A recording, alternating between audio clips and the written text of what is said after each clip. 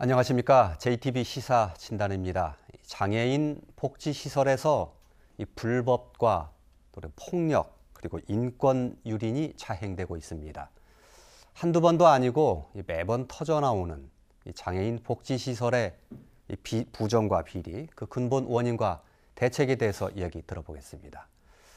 첫 번째 순서는 윤찬영 교수 그리고 배인재 관장 두 분과 함께 하겠습니다. 어서 오십시오. 네, 안녕하세요. 안녕하세요. 예. 자, 먼저 좀 선정적인 표현이긴 합니다만 이른바 이 봉침 목사 사건이라고 불리는 이 사건을 다룬 JTB의 뉴스 내용 잠깐 보겠습니다. 이 목사는 지난 2009년 전라북도에 장애인 자활 사업을 하겠다며 비영리 민간단체를 등록합니다. 그리고 이 단체를 운영 주체로 삼아 장애인 주간보호센터를 설립합니다. 이 단체는 제대로 설립된 걸까? 이 목사의 부탁으로 운영위원을 맡았다는 전모 씨. 회의에는 한 번도 참석하지 않았지만 회의록에 이름이 등장합니다. 그 후로 제가 이렇게 거기를 가보거나 뭐 회의를 참석하거나 그런 적은 단 한 번도 없었어요. 내가 혹시 올라가 있으면 빼라. 네, 그렇게 한 적은 있었어요. 전라북도는 최근 이 단체 회원 명부 등이 허위로 기재됐다며 단체 등록을 말소했습니다. 장애인 주간보호센터도 마찬가지입니다. 시설장이 되려면 사회복지사 자격증을 취득하고 3년 이상 사회복지 사업에 종사한 경력이 있어야 하지만 이 목사는 이 기준에 미치지 못했습니다. 일부 시민단체가 1년 전부터 문제를 제기했지만 전주시는 아무런 문제가 없다며 버티다 지난달에서야 시설 폐쇄를 결정했습니다. 이 목사와 시설장이었던 김 전 신부가 사기 등의 혐의로 재판에 넘겨진 뒤였습니다. 설립부터 엉터리였던 이 장애인 시설에 전주시와 전라북도는 설립 이듬해부터 올해까지 5년간 보조금 4억 6천만 원을 지원했습니다. 당시에 서류가 접수되었을 때 허위 서류를 판명하고 보도했다면, 반려했다면 이 사건이 이렇게 벌어지지 않았을 예방이 됐을 수 있는 사건입니다. 네. 이 사건을 다시 한번 들여다보게 된 것은 이 사건 다시 한번 좀 상기해 볼 겸 또 이 사건이 복지시설의 비리와 관련해서 여러 가지 들여다볼 대목이 좀 있을 것 같아서 먼저 좀 보여드렸습니다. 어떻습니까? 윤찬영 교수님. 네. 여러 가지 이 사건의 성격 그리고 이 사건을 통해서 복지시설의 비리의 상당 부분을 좀 볼 수 있을 것 같다는 생각은 드는데요. 먼저 이런 사건이 터졌을 때 우리가 흔히 쉽게 어떤 이름을 붙이지 않습니까? 무슨 사건이라고. 예. 지금 사회자께서도 뭐 봉침 사건 뭐 이렇게 말씀하셨는데 그런 건 매우 이제 지엽적이고 좀 그 사건의 본질하고는 좀 거리가 있고요. 이거는 엄연히 지금 화면에서도 보셨지만 처음부터 끝까지 너무나 많은 부분의 허위와 이 기만이랄까 이게 있었던 사건이기 때문에 이거는 사회복지 시설의 비리라고 저는 말하는 것도 좀 어폐가 있다고 봅니다. 왜냐하면 정상적으로 사회복지를 해서 생긴 비리가 아니고 정말 처음부터 끝까지 뭐 너무나 많은 허위로 쌓인 복지 사기라고 할까? 복지라는 이름만 가지고 그냥 모든 걸 다 속여버린 그런 사건이기 때문에 그냥 뭐 이렇게 사회복지 사업을 하다 생긴 어떤 그 비리 사건으로 보기에도 모자라는 정말 너무나 엉터리 같은 이런 복지 사기 사건. 이 지역사회 전체가 다 그냥 거기 속아 넘어간 그런 아주 충격적인 사건이다. 이렇게 봅니다. 충격적이다. 그리고 뭐 복지 사기 사건이라는 말씀 속에 이 사건을 바라보고 계시는 이 인식 또 세계가 좀 드러나 있는 것 같습니다. 뭐 배인재 관장님께서도 비슷한 생각을 가지고 있을 텐데 저 뉴스 내용 보면 그 행정당국의 이제 감시 처음부터 끝까지 아주 엉망이었던 것 이게 다 이런 게 나오고 있는데 어떤 것에 좀 문제가 있다고 보시고 어떤 그런 것들 한번 짚어주시죠. 저는 윤 교수님 그 문제의식에 전적으로 동의하고요. 이게 사실은 이제 종교의 탈이라고 하는 것 외피를 갖고 있었던 것이 굉장히 또 큰 영향을 미쳤다라고 개인적으로 생각하고 있습니다. 거기다가 사실은 개인이 치부하는 거나 권력의 욕망 이런 것들이 이제 결합돼 가지고 어찌 보면 사실은 사회복지 전반적인 뭐 시설 비리나 이런 식으로 바라보기보다는 저는 개인적인 일탈에 굉장히 초점을 많이 두고 있고요. 특별히 사실은 저희가 이야기하고 있는 내용들 중에서도 굉장히 선정적이고 좀 말초적인 이런 단어들 이런 것들이 저희들로 하여금 스토리를 좀 만들어내게 하는데 그것에 좀 함몰되지 말고 저는 의혹에 좀 다가설 수 있도록 좀 저희가 진실에 최대한 접근하려고 하는 노력들이 좀 필요한 게 아닌가, 차분한 어떤 진지한 노력이 필요한 게 아닌가 이렇게 생각하고 있습니다. 예, 처음에 설립 단계부터 사실은 이제 거짓 경력서를 내고 그렇죠. 그것이 또 계속 지속되어 왔고 그런 문제 제기가 있었음에도 불구하고 이게 고쳐지는 노력이 있기까지 굉장히 많은 시일이 걸렸고 행정당국에서 제대로 감시체계가 작동하지 않았다는 지금 문제점이 대두가 되고 있는데요. 그렇죠. 제가 그동안 우리 지역과 또 전국적으로 유명한 그 이 사회복지 시설 비리 사건들 직접 제가 다뤄보거나 간접적으로 곁에서 함께 해본 경험들이 꽤 있는데 거의 그런 사건들 보면 100% 행정에서 눈 감아주거나 동조해줬기 때문에 생기는 거지 그거 아니면 그런 범죄나 그런 비리가 생기는 것 자체가 어렵습니다. 예. 행정에서 도와줬거나 알고도 묵인하거나 이런 게 반드시 있거든요. 예. 그러니까 이런 부분들이 저는 사법당국에서 명쾌하게 파헤쳐지고 입증을 해야 된다고 봅니다. 예. 정말 뭐 행정이 아무런 잘못이 없다든지 정말 어떤 행정의 법적 의무를 다하지 못한 결과라든지 그 책임을 다하지 못한 것이 과실이었는지 고의였는지 이런 책임들을 밝혀내야죠. 그거 없이는 그런 게 있기 때문에 이런 비리가 가능한 거거든요. 예, 예. 행정이 좀 극단적으로 표현하면 공범자가 될 요소도 없지 않다. 그렇게 얘기도 들려집니다. 예, 예. 그래서 그런 어쨌든 최고 결정권이나 감시권을 가지고 있는 것은 행정이기 때문에 행정이 제대로 된 역할을 해야 되는데 그 역할을 못했다면 거기에 대한 책임도 물어야 된다는 얘기까지 말씀하시는 거죠? 그렇죠. 그게 기본입니다. 예. 우리가 일반적으로 이런 사회복지 시설을 하거나 사업을 하면은 이렇게 좋은 일을 한다. 이런 어떤 사회적 평판을 가지고 이렇게 좋게 넘어가려고 하는데 사실은 그 속에 엄청난 그 함정이 들어있는 거거든요. 예. 이게 비영리 사업을 한다는 것은 정말 그 내용이 복지든 교육이든 그걸 확인하는 것도 중요하지만 제일 중요한 사명은 정말 비영리였는지를 처음부터 끝까지 확인하고 입증하는 이 과정이 꼭 있어야 되고요. 이걸 행정이 해야 되는 겁니다.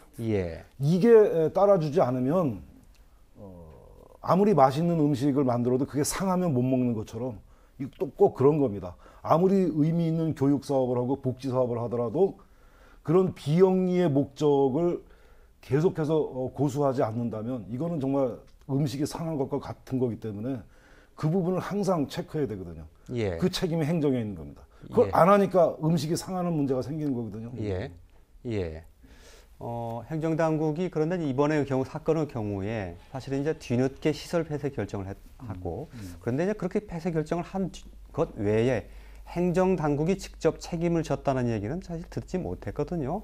사실은 제가 알기로는 어떤 사과도 없었던 것으로 좀 알고 있는데요. 그럼 이건 뭔가 좀 조치가 좀 필요하지 않나 싶은 생각도 윤 교수님 말씀을 듣고 보면 들게 되는데요. 저는 조금 이제 이 부분 관련해서 저희 지역에서 기존에 이제 사회복지 시설을 설치하거나 그런 과정에 있어서 약간의 온정주의가 사실 있었다라고 생각합니다. 근데 이제 그것이 어떤 상황으로 표출이 됐냐면 장애인 단체나 장애인 당사자나 부모님이나 이런 분들이 이제 그 비영리법인이나 사단법인을 세우는 거죠. 거기서 이제 사회복지 시설들을 설치 신고를 지자체에다가 하는 부분이 있었는데 실제로 그 부분이 이제 당사자라고 하는 또는 부모님과 관련된 그 이 이해관계로 해서 이 사회복지 시설이 만들어지는 과정에 있어서 굉장히 이게 좀 이 사람 참 이런 걸 할 수 있겠다라고 하는 좀 도와주자라고 하는 온정주의가 사실 저희 지역에 있었던 게 사실인 것 같고요.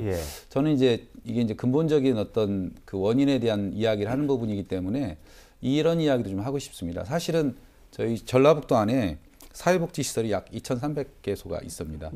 그리고 도내에서 이것을 감시 감독할 복지 그 관련된 부서의 공무원의 수는 62명입니다. 그 중에 사실 이제 사회복지사는 사실 그 24명으로 39%밖에 안 되는 거죠. 그러니까 제가 이제 1인당 개소수를 해보니까 1인당 37개를 책임지고 감독하고 그 지도 감독해야 되는 예. 현실입니다. 그래서 사실 지금 현재로는 저는 이러한 상황이 반복적으로 아마 나타날 수밖에 없을 거다라고 예. 하는 생각 좀 들고요. 그래서 지금 이제 국회에 내년도 이제 그 새 예산 관련해서 사회복사 충원 문제가 굉장히 그 논란이 되고 있는데 1,500명 정도가 꼭 충원이 돼야 도나 시군에 감독하고 감시할 수 있는 인원이 분명히 충족이 될 거다라고 생각하고요. 뭐 책임과 관련해서는 분명히 지는 건 맞다고 생각하고 있습니다. 예. 앞서서 그 복지시설의 비리가 줄줄이 터지고 있다 이렇게 말씀을 드렸는데 맨 처음 이제 뉴스로 보신 거 말고 전라북도에서 어떤 또 사건이 있었는지 잠깐 한번 화면으로 좀 보겠습니다. 예. 한 장애인 단체의 대표로 있는 사람의 아들이 그 단체가 운영하는 시설의 장애인을 성폭행한 혐의가 제기됐습니다.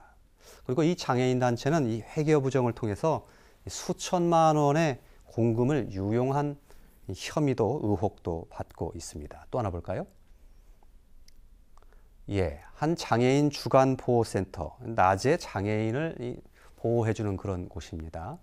장애인을 폭행하고 학대했다는 의혹이 있습니다. 또 하나, 같은 법인이 운영하는 장애인 공동 가정인데요. 이곳에서 직원이 장애인의 통장에서 수천만 원을 빼간 혐의가 포착이 됐습니다.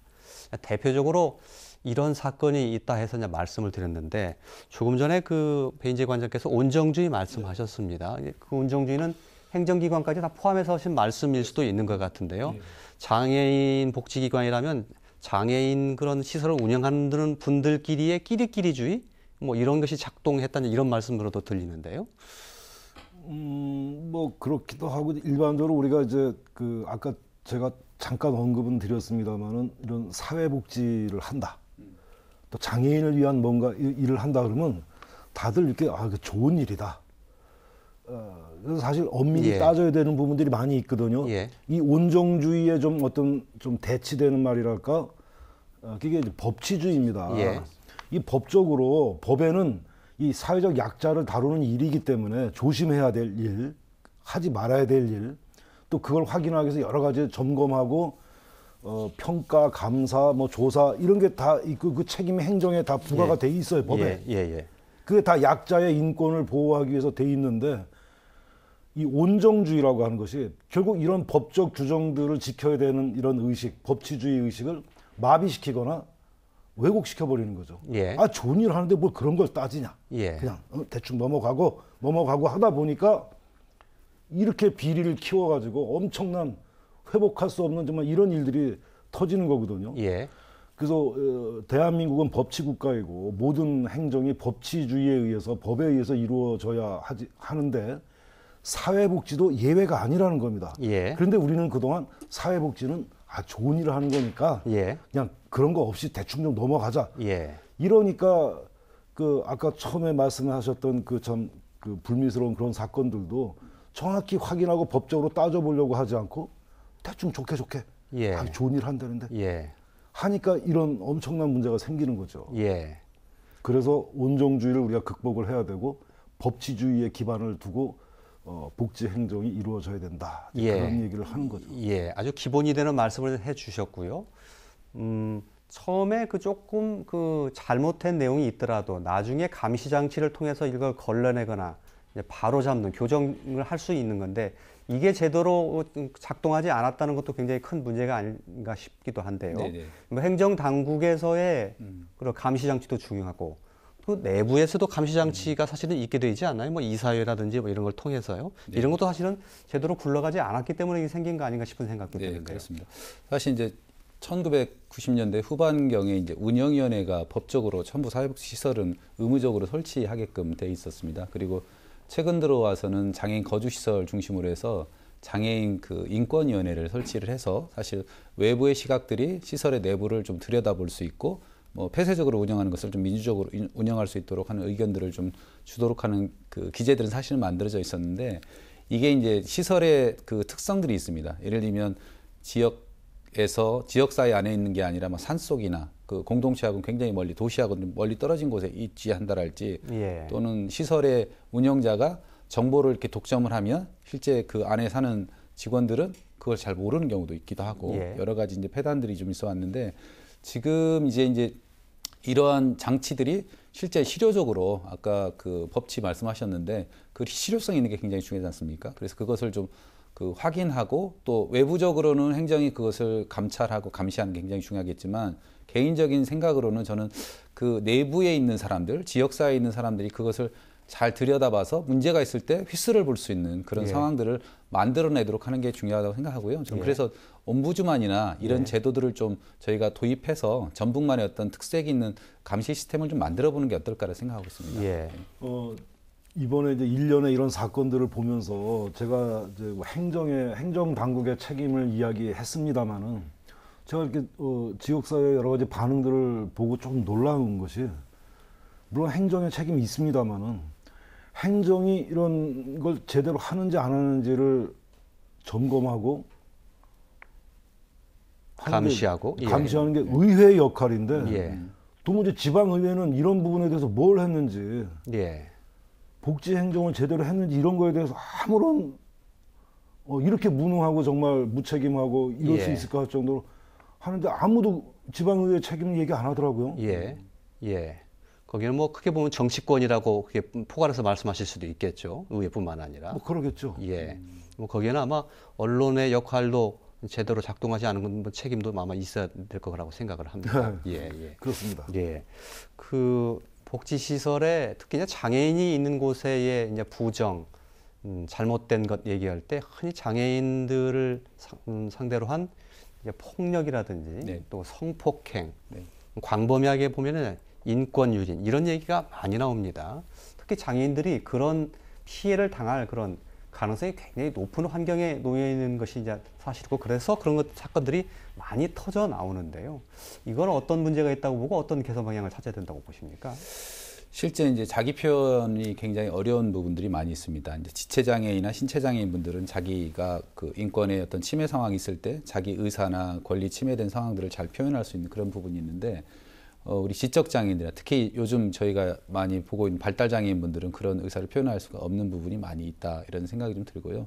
특히나 이제 문화적으로 또 사회복지 시설, 그러니까 특히 그 예전에 오래전부터 사회복지 시설 운영했던 그 문화 속에 있는 생활시설 안에 있는 그 선생님들 같은 경우에도 용인하는 문화가 사실 있다라는 거죠. 예. 폭력이나 인권유린 상황에 대해서. 예. 그래서 그것들에 대한 것이 아직은 지금 저희가 그 청산이 되고 좀 이런 부분에 대해서 조금 더 진전된 인권 감수성이 좀 그 발달된 상황들을 좀 저희가 이걸 끌어내야 되는데 예. 사실 지금 그런 노력들이 저희가 많이 부족했다 이런 생각 예. 개인적으로 하고 있고요. 예. 저는 개인적으로 현장에 있기 때문에 그러면 이것을 통제하고 뭐 감시 감독 이렇게 푸싱하면서 뭔가 좀 될 거라고 생각하지는 않습니다. 그 안에서 어떤 동력을 좀 갖고 내가 내부적 감시망이 되고 이런 어떤 문제가 발생했을 때 이게 지역사회뿐만 아니라 우리 시설과 나의 직장에도 문제가 생긴다라고 하는 위기의식을 좀 갖고 휘슬을 불 수 있는 사람을 많이 좀 만들어내는 것이 중요하지 않을까 이런 예. 생각 갖고 예. 있습니다. 그게 이제 뭐 장애인 개인이나 또는 그 장애인에게 어떤 그런 범죄를 가하는 사람들 개인의 문제이기도 하지만 그렇게 나타났지만 사실은 구조적이고 환경적인 문제가 큰 거죠. 예. 아마 솔직히 저희들도 여기 지금 예. 스튜디오에서 같이 토론하고 있는 저희들도 예. 그런 환경에다 집어넣고 있으면 그런 어떤 가해 또는 피해 예. 뭐 없으리란 보장 없을 겁니다. 예. 예. 이 사람이 어찌됐든 간에 시설이라고 하는 이런 특수 공간에다가 예. 뭐 감금과 같은 수준으로 이렇게 예. 살아야 된다는 건 이거 정말 비극이고요. 예. 이거는 인권 침해를 그냥 조장하는 일입니다. 예. 예. 그러니까 어떻게든지 그런 시설이 아닌 곳에서 우리가 함께 살 수 있는 방법을 연구해야 되는데 장애인 그러면 일단 무슨 시설에 이렇게 가둬놓는 걸 생각을 하거든요. 예, 그래놓고서는 이런 문제 터지면 장애인 인권이 문제야.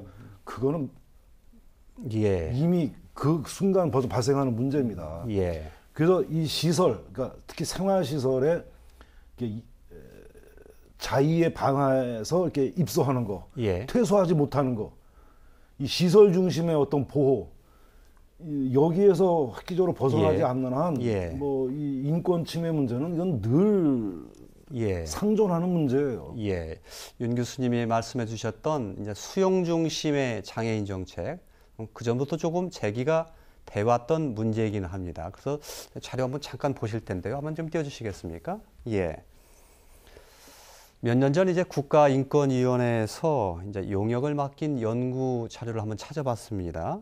장애인 시설에 들어가게 된 경위를 한번 그 설문조사를 한 건데요. 순수하게 자신의 결정으로 들어갔다는 비율은 전체의 13%밖에 되지 않습니다.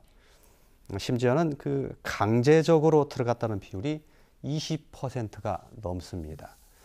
이렇게 그 장애인들의 그 자발적인 의사가 아니고 강제적 또는 좀 약간 강압적인 방법으로 해서 시설에 들어가게 되는 것도 문제고, 윤 교수님께서 말씀하셨듯이 장애인들은 시설에 놓고 관리해야 된다라는 이 정책이 굉장히 문제가 있다. 그것이 인권의 기본을 침해하는 것이다라는 그렇죠. 지적을 해주셨던 것 같고요. 이 부분과 관련해서도 배 관장님 좀 말씀 들어볼까요? 예. 지금 장애계에서 지금 최근에 이제 굉장히 화두로 이야기 나오는 게 탈시설 문제이고 자립생활, 지역사회 안에서 어떻게 자립생활을 할 것인가에 대한 그 욕구들이 사실 있는 거죠. 그리고 또 시설을 운영하는 사람들 입장이 또 그것과 충돌되는 그런 지점이 좀 있는 것 같습니다. 근데 저희 그 지역사회뿐만 아니라 전국적으로도 그것에 대한 준비가 사실 굉장히 미흡합니다.